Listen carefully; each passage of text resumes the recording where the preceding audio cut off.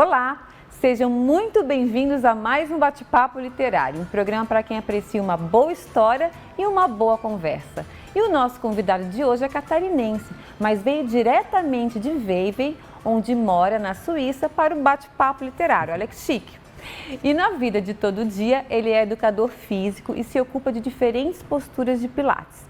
Trabalha em uma clínica que lida com a reabilitação de pessoas com problemas de adicção e anima programas de rádio e podcasts culturais. Mas, verdadeiramente, ele cuida mesmo de imposturas, na arte e, sobretudo, na escrita. Para ele, a verdade se encontra na ficção. Vocês encontrarão certamente quaisquer elementos do seu percurso bibliográfico nos seus romances A Bengala de Chaplin e As Bruxas do Lago Leman. Estou falando do escritor helvético catarinense Flávio Dias. Flávio, querido, olha, é um prazer imenso te receber aqui no Bate-Papo Literário. Eu estou me achando chiquérrima, diretamente da Suíça, de Vevey, na Suíça, para o Bate-Papo Literário aqui na UniTV. Seja muito bem-vindo. Eu que te agradeço, Renata, eu que estou me sentindo assim chiquérrimo de estar nesse estúdio lindo, nessa oportunidade maravilhosa de falar de literatura, falar de poesia, de viagens em tua preciosa companhia. É uma chance imensa, uma grande sorte. Ai, que bom! Ô Flávio, conta pra gente como é que é essa tua história aí com a Ilha de Santa Catarina, que também está nos seus romances, e Vevey na Suíça. Como é que tu moras lá há mais de 20 anos, né? Exatamente. Como é que tu foste parar em Vevey? Então, primeiramente, como eu fui parar, foi assim um acaso feliz, um acidente feliz no meu percurso bibliográfico. Eu me formei em Educação Física em Florianópolis, onde eu passei grande parte da minha vida, né? Cresci em Florianópolis. E depois dos meus estudos, eu fui viajar, sempre gostei muito de línguas, e viajei para o Canadá para estudar inglês, primeiro em Toronto, em seguida fui para Montreal, também no Canadá, e lá conheci, foi uma história de amor, conheci a mãe do meu filho, que é de Vevey, da Suíça. Primeiro a gente veio para cá, em seguida decidimos de viver por lá, na beira do Lago Leman, na Suíça. Leman.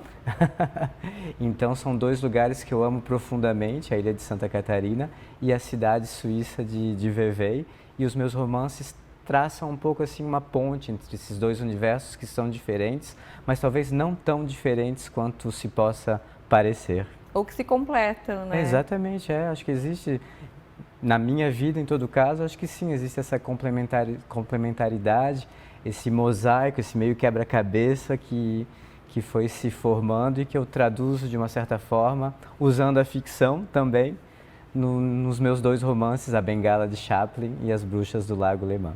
Leman. Ai, que eu acho bonito. Gente, eu já te falei aqui offline, mas né? Mas você offline. Fala francês também, Renata. Seulement petit peu. Ah, oui, mais voilà, ça me paraît très bien déjà. Não. Fico envergonhada. Vamos lá, vamos falar um pouquinho então da sua escrita. Quando é que você começou a escrever e quais foram as suas influências? Então, pode parecer meio clichê, assim, mas eu acho que eu sempre escrevi, assim, o dom da escrita, assim, a habilidade de saber escrever foi como uma grande revelação para mim, me pareceu um presente imenso, assim, com essas 26 figurinhas, né, as letras, poder criar universos, criar histórias, me pareceu uma bênção. Então, assim, desde que eu me conheço, criança, sempre gostei muito de escrever impressões, ou poemas, ou pequenas histórias. Sempre que eu podia, se eu tivesse um caderno, uma caneta, eu já me sentia assim o menino mais feliz do mundo de poder usar essa habilidade imensa de brincar com a imaginação através da escrita. E você teve algum incentivo em casa, pai, mãe, ou até na escola, professor? Sim, acho que sim. Assim, eu era um pouco CDF, eu acho, então tudo que era aprendizado sempre me atraiu. Meus pais sempre me estimularam bastante com a leitura. E acho que assim a leitura e a escrita para mim tem o mesmo impulso. Acho que uma pessoa que lê bastante, ela teria mais tendência a escrever, alguém que escreve teria tendência também a ler, a ser um grande leitor, e os dois se entremeiam de uma forma, como você falou, de complementaridade. Então acho que os dois vieram juntos, assim, as leituras e a escrita. E falar em leitura, quais são os autores, escritores que te influenciam, assim, influenciaram, influenciam até hoje na sua escrita? Acho que primeiramente foi a literatura brasileira, né, assim, no segundo grau, que chama de ensino médio agora, né? Isso, Me isso. senti um pouco dinossauro falando segundo grau. A literatura brasileira, tive sorte de ter professores de português e literatura muito bons que me apresentaram os modernistas, né? Mário de Andrade, Oswald de Andrade. Olha. E eu acho que foi assim a primeira grande descoberta, foram esses escritores, assim. Eu gostei muito de saber que não se limitava a uma ordem cronológica, que havia uma liberdade muito grande na escrita. Eu acho que talvez tenha sido assim a primeira influência que me disse, eu gostaria de fazer algo assim, algo que saísse um pouco do ordinário. Ô Flávio, e nos seus romances, né, você escreveu 2 romances, A Bengala de Chaplin foi o primeiro. Quando é que você lançou A Bengala de Chaplin? Eu acho que foi no mesmo ano que eu lancei o meu? Foi em 2016. Eu lancei em 2015. Eu acho que a partir daí que a gente começou a se encontrar ali nas redes sociais, né? Não, pois esse é o lado positivo, sim, né, das redes sociais. Com certeza. E aí eu acho que você viu o meu livro, se eu não me engano. E depois eu acompanhei o seu, acabei lendo também. A Bengala de Chaplin, ele foi lançado impresso também ou mais em Não, ele e-book? foi lançado em formato digital pela iGaláxia. Em seguida, a gente combinou de fazer uma tiragem assim, de 100 exemplares, mas foram mais exemplares de cortesia ou para presentear, né? Mas o primeiro romance foi editado em formato digital, A Bengala de Chaplin. E esse que eu tenho os 2, na verdade. Eu te falei que eu não estava encontrando o outro, deve estar nas caixas dos livros, mas na verdade é porque está em formato digital. Está em todos os lugares. Em todos, está na nuvem. Exatamente. Tá na nuvem. Eu lancei recentemente agora e-book também, eu acho bem importante ter os 2 formatos, né? Para a gente poder, enfim, escolher em que ocasião fica mais prático ler um ou ler outro. Até porque um não impede o outro, né? Acho que os 2 são válidos, assim, os 2 têm os seus lados positivos e o importante é ler, é escrever, pouco importa o método ou a forma, né? Forma, né? E o segundo é esse aqui, que é As Bruxas do Lago Le Mans, né? E os 2 livros fazem uma ponte bem importante, né? De Vevey, na Suíça, que é onde você mora, com a ilha de Florianópolis. Vamos fazer o seguinte, eu vou fazer um pequeno intervalo e na volta a gente vai então conversar bastante sobre os 2 romances, tá bom? Perfeito.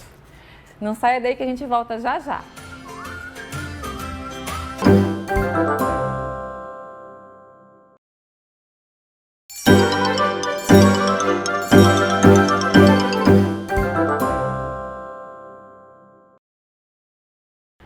Olá! Estamos de volta e o bate-papo literário de hoje tem a honra de receber o escritor Flávio Dias.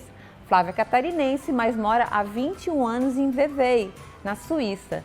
E na vida de todo dia ele é educador físico e se ocupa de diferentes posturas de pilates. Mas, verdadeiramente, ele cuida mesmo de imposturas na arte e, sobretudo, na escrita. Para ele, a verdade se encontra na ficção. E hoje ele está aqui para falar de literatura e de seus romances A Bengala de Chaplin e As Bruxas do Lago Le Mans. Mas antes de continuarmos o nosso bate-papo, eu quero falar do IASD, onde você aprende vários idiomas de uma maneira fácil e divertida. Vejam só!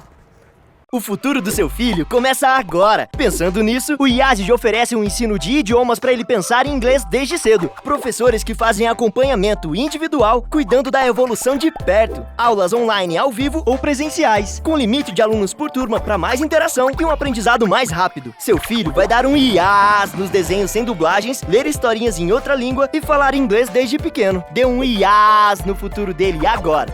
Matrículas abertas. IASD, você é cidadão do mundo. Está esperando o que para fazer sua matrícula? Vá logo para a escola que faz você se conectar com o mundo. Vá para o IASD. Flávio, voltando, então você começou a andar pelo mundo por causa de uma segunda língua, né? Exatamente. Que foi o inglês, não? Você foi para o Canadá estudar inglês. Exatamente. Eu acho que aprender uma nova língua é se abrir de uma forma completamente exponencial ao mundo, aprender a ler o mundo de outra forma. Acho que a gente se transforma muito quando aprende um outro Um idioma, segundo idioma. né? E agora com 3, né? Você tem o inglês, então, e o francês. Lá na Suíça, fala-se o francês? A Suíça tem 4 línguas Pois é. oficiais, né? Que é o francês, o alemão, o italiano e o romanche, que é uma língua utilizada por bem poucas pessoas, mas que é bem charmosa também. Então é bem comum que as pessoas sejam, de uma certa forma, poliglotas e que naveguem entre vários idiomas e várias culturas também. Você se comunica lá em francês? Em francês. A região de onde eu venho é uma região francófona, que fica na fronteira com a França, né? O Lago Léman meio que faz a divisão da Haute-Savoie, que é a parte francesa, e a parte francófona da Suíça. O lago separa ou une os dois países. Os 2 países, ok. Vamos começar então o bloco falando do seu primeiro romance, né, que é a Bengala de Chaplin. E o enredo do livro, ele acontece em torno do desaparecimento da Bengala de Chaplin, certo? Na pacata e pequena, charmosa cidade de Vevey, assim, eu falo, Vevey mesmo, Vevey, na beira do Lago Léman. Exatamente. Conta pra gente um pouquinho dessa história e como é que surgiu pra ti essa história? Ela tem algum embasamento na realidade ou ela é completamente imaginação? Não, eu acho que os dois se misturam belamente, assim, a imaginação e a realidade, né? Eu não vejo sempre tanta diferença, eu acho que as linhas que os separam não são herméticas, né? Existem esses poros entre a realidade e a ficção. Talvez até para encontrar uma certa verdade, a gente vá na ficção para poder ler diferentemente a realidade. E mais, respondendo à tua pergunta, é baseado em uma história real. Tá, real? Isso, porque... Não, real de verdade, porque a cidade de Vevey, Charlie Chaplin, ele viveu durante 25 anos, até a sua morte, né? Quando ele teve seus problemas nos Estados Unidos, acusado de ser comunista, enfim, vários problemas, ele se mudou para a Suíça, para Vevey, nos altos de Vevey. E na cidade de Vevey tem uma estátua do Chaplin. Inclusive a cidade é conhecida como Ville d'Images, cidade de imagens. O cinema é bem presente por causa dessa presença do Chaplin, que viveu durante 25 anos lá, ia ao mercado aos sábados, ia ao cinema. Que maravilha. Então tem essa presença mágica, ele é uma figura muito emblemática assim na cidade pacata e linda de Vevey. E essa estátua dele, do Chaplin, ele está segurando uma bengala que está no chão, todo mundo conhece, é bem icônico, né, essa figura do Chaplin. E essa bengala de bronze da estátua foi roubada algumas vezes. E isso é um incidente real que aconteceu realmente no início dos anos 2010, por aí.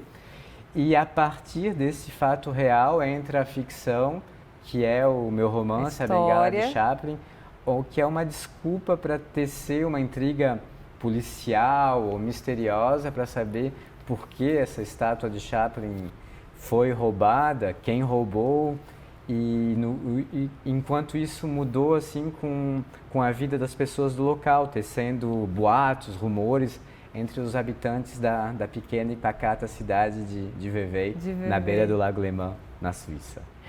E você tem o personagem principal, o Jackson, né? Ele passa por vários lugares, Paris, Lausanne, Lisboa, Madrid, e acaba chegando aonde? Em Florianópolis? Na ilha de Santa Catarina. Aí você faz essa ponte trazendo o seu personagem para cá. É proposital? Você quer fazer essa ponte? Tem a ver com a sua vida, com a sua biografia? Eu acho que sim, a gente sempre escreve sobre o que a gente sabe, né? Ou quer saber, talvez, que a gente não saiba e quer saber. E eu acho interessante essa coisa de não saber exatamente onde a história vai. Inclusive, nesse romance, A Bengala de Chaplin, eu proponho exercícios de escrita ao leitor. Como eu comentei contigo no primeiro bloco, a escrita e a leitura se entremeiam muito. Então, durante a leitura do romance, eu proponho aos leitores, assim, que eu me sinto muito privilegiado de que leiam o livro, de se exercitar na escrita também, com certos exercícios de escrita colorida, que eu chamo, onde a imaginação pode flutuar, pode partir e que talvez componham o livro junto comigo. Então ele tem esse lado meio interativo, assim, também, legal. Experimental, A Bengala de Chaplin. De Chaplin. E esse romance, então, ele foi publicado em e-book, né? E como é que foi para ti essa experiência? Então, você tem a primeira experiência, que é a Bengala de Chaplin e-book, e a segunda experiência com o livro impresso, né? Que é As Bruxas de Le Mans. Como é que foi essas duas experiências para você? E as pessoas que querem adquirir os livros, como é que fazem?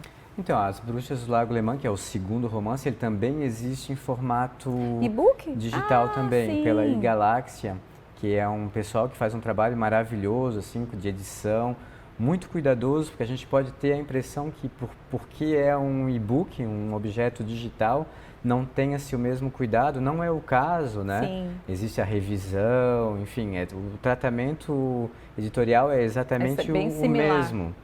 E então os dois são disponíveis em todas as plataformas digitais, né, para serem lidos em formato digital.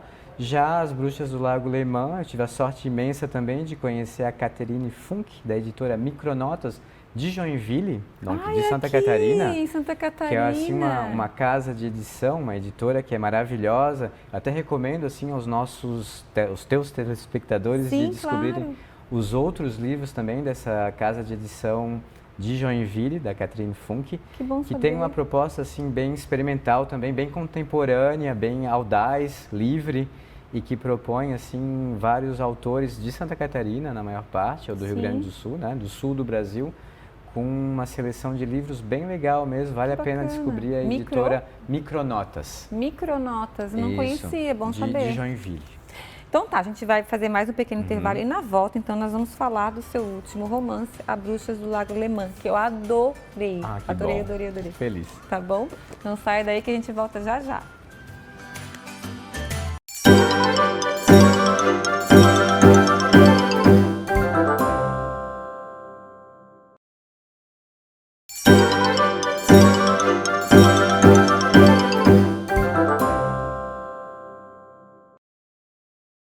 Olá, estamos de volta e o bate-papo literário de hoje tem a honra de receber o escritor Flávio Dias. Flávio é catarinense, mas mora há 21 anos em Vevey, na Suíça. Na vida de todo dia, ele é educador físico e se ocupa de diferentes posturas de pilates. Mas, verdadeiramente, ele cuida mesmo de imposturas na arte e, sobretudo, na escrita. E para ele, a verdade se encontra na ficção. E hoje ele está aqui para falar de literatura e de seus romances A Bengala de Chaplin e As Bruxas do Lago Le Mans. Flávio, vamos voltar aqui então. E aquela frase legal, para ele a verdade é ficção. Como é que se encontra na ficção. Sim. Conta pra gente. Então, eu acho que às vezes se distanciando da realidade, a gente encontra uma nova forma de olhar para ela, de reler o mundo, de contar o mundo diferentemente, e a ficção nos permite isso, né? Eu acho interessante, às vezes a gente tem, baseado em uma história real, e isso meio que dá um certo respaldo a uma obra, e eu não vejo muito isso assim. Eu acho que a ficção e a realidade se entremeiam belamente, e esses poros entre os dois é que fazem que a literatura seja tão interessante. E se a gente for pensar, a vida é uma grande ficção, porque a gente cria, né? A gente cria a vida que a gente tem, pelo bom e pelo mal. Exatamente. Né? Então, e a literatura vem disso também, eu concordo. A literatura, e tem essa literatura histórica também de registro, né? Quem vai ler o teu romance, ele vai aprender um pouco mais sobre o Lago Le Mans, sobre a Bengala do Chaplin, sobre a estátua, sobre essa história, mesmo que você esteja escrevendo uma ficção. Eu acho mais o prazer de contar uma história do que de saber se ela é real ou não, no caso da literatura. Até porque se a gente coloca um ponto de vista num fato que aconteceu, já tem o filtro do seu ponto de vista. Exatamente. Então, pouco importa para mim se é verdade ou não. As pessoas me perguntam muito, isso aconteceu ou não, enfim. Talvez, eu não me incomoda guardar esse mistério. Eu acho que lendo o livro se encontram as respostas que se quer encontrar também. Queres ver, então, escrevendo crônicas, porque as crônicas são escritas em primeira pessoa, né? Eu, tal, Assim, mas isso não aconteceu contigo mesmo, ao contrário, isso aconteceu foi contigo. É bem interessante, né? Como as pessoas querem nas tuas crônicas saber. A gente encontra isso também. Muito, muito. E às vezes realmente aconteceu daquela maneira, às vezes você colocou um pouquinho de ficção, imaginação, para tornar o fato um pouco mais glamuroso, vamos dizer assim, né? Isso, exatamente. Chamar a atenção. Um pouco de glamour nunca fez mal para ninguém. Ninguém, né? Vamos falar então do teu segundo romance, que é As Bruxas do Lago Léman. Esse está aparecendo aqui. E que, na verdade, ele é ambientado, né, às beiras do Lago Léman, né, que é ali entre a França e a Suíça. Exatamente. Né, onde, segundo o livro, até 1782, cerca de 5.000 mulheres foram julgadas e condenadas por bruxaria. Olha a minha pergunta. Esse fato é real ou é ficção? Isso é real. Assim, é real. Eu fiz um trabalho de pesquisa, né, no Museu Histórico de Vevey, de onde eu venho, e eu fiquei bem espantado porque esses processos de bruxaria, que na verdade eram formas de cortar assim, as asas das mulheres, né, eles eram muito bem registrados. E havia até uma certa economia em volta disso. Existia a pessoa que era responsável para capturar as mulheres, existiam os instrumentos de tortura eram feitos e vendidos. Então era sistêmico, de uma forma bem nociva, obviamente, né? Mas fazia parte daquela região. E, talvez assim, não que tenha tido mais do que em Portugal ou na Espanha, mas foi muito bem documentado. Os suíços têm esse cuidado muito enorme assim, com a documentação do que acontece. Então esse material estava lá. E é real, assim, realmente aconteceram esses processos com essas mulheres, alguns homens também, uma porcentagem muito menor, mas esses processos por bruxaria aconteceram realmente nos castelos à beira do Lago Léman. Durante a Idade Média, né, a bruxaria, temos ali a Joana d'Arc e tal, que morreram, foram jogadas nas fogueiras e tal, mulheres que saíam da normalidade, né, eram tidas como bruxas. Exatamente. Né, e eram condenadas por isso, né. Então, vem aí de uma história. Eu achei fantástico esse mote que você colocou aí no livro, para começar a história que, na verdade, há um documentário que é feito dentro da história do livro. Fala um pouquinho pra gente do Então, esse fato aconteceu, assim, esses fatos aconteceram, existe a documentação, e a personagem principal do meu romance, a Diane, ela é documentarista, enfim, ela está fazendo o seu primeiro documentário, e ela quer fazer um documentário sobre isso. Então tem isso que a gente chama mise en abîme, que é uma história dentro da outra, e ela viaja, né, nessa região do Lago Léman, porque ela morava em Paris, em seguida se muda para a região do Lago Léman, para realizar esse documentário sobre essas bruxas. E enquanto ela está fazendo esse documentário, ela descobre que o pai biológico dela, que ela pouco conheceu, que é brasileiro, de Florianópolis, acabou de morrer em circunstâncias bastante misteriosas. E ela não sabia que a ilha de Santa Catarina também é conhecida como Ilha das Bruxas. E ela se diz, putz, olha só, estou fazendo um documentário sobre as bruxas e o meu pai, que eu conheço tão pouco, vem de uma ilha que também tem essa mitologia, né, forte, em torno das bruxas, das lendas dessas mulheres, como você falou, que saíam talvez do ordinário, que eram estigmatizadas, né? Sim. E ela decide então de não terminar o documentário, que estava praticamente pronto, dizer, não, vou esperar mais um pouquinho e vou viajar para Florianópolis para descobrir um pouco mais sobre o meu pai, que eu conheci muito pouco, e sobre as lendas das bruxas da ilha de Santa Catarina. Muito, muito interessante. E dentro do seu livro, eu conheci uma palavra que eu não conhecia ainda, que é serendipidade, serendipity, né? Em inglês, que eu acho em inglês até mais bonito que em português, serendipity. Que é quando você encontra alguma pessoa, alguma coisa por acaso, né? E isso tem muito forte nesse livro. Sim, né? Sim, é uma das temáticas assim do livro, porque são esses acidentes felizes, né? Ou esses acasos providenciais, onde a gente está procurando alguma coisa, não acha aquilo que está procurando, mas o que se encontra no caminho se revela mais interessante do que a primeira coisa que se estava procurando, né? E isso, assim, essa palavra vem de um príncipe persa, que o nome era Serendip. E que, assim, aí são lendas ou não, a gente entra de novo nessa... Eu não sou historiador, né? Mas que estava procurando um tesouro não acha o tesouro, mas acaba encontrando o amor na busca do tesouro. Então, Serendip era o nome do príncipe e a etimologia da palavra viria disso. Ou não, talvez seja mentira.